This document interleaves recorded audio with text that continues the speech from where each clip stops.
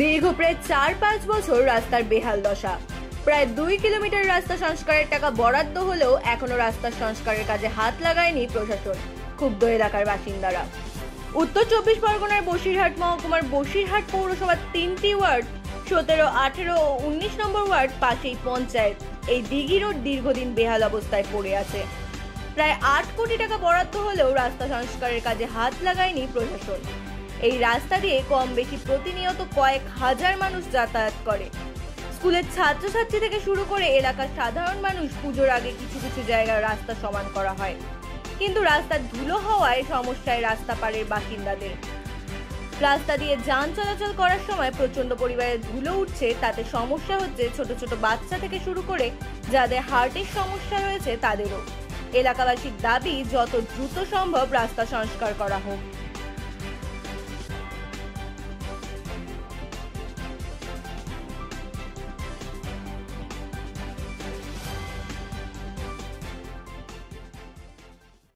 আমাদের এই টোটো চালক হিসেবে যে রাস্তার বহাল আর তারপরে আমাদের রেজিস্ট্রেশন করতে বলেছে, আমরা করব, অবশ্যই করব, কিন্তু রাস্তার যে পরিস্থিতি তাতে আজকে আমরা কিভাবে রাস্তার উপরে দুটো পয়সা আয় করব।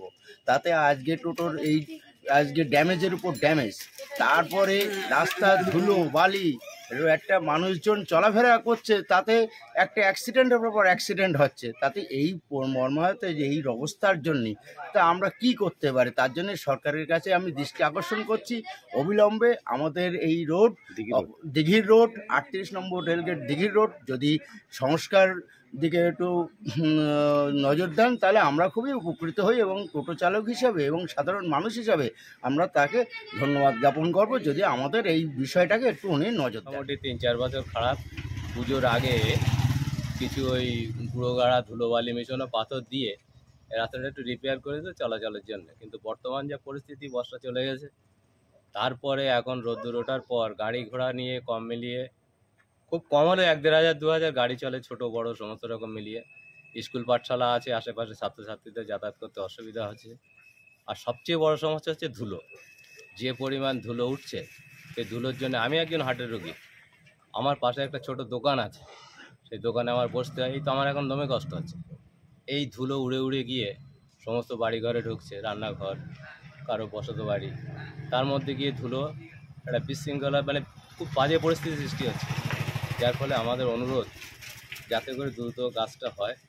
আমরা শুনেছি এবং বোর্ডও টানানো হয়েছিল ৩৮ নম্বর রেলগেটের পাশে যে রাস্তায় কত কোটি টাকা স্যাংশন হয়েছে, অথচ আজ অবধি কোনো রকম কোনো রাস্তার কাজ হচ্ছে না।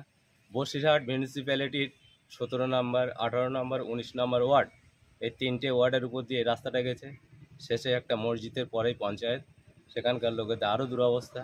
সুতরাং আমরা চাইছি যাতে দ্রুত এই রাস্তাটা তৈরি হয়।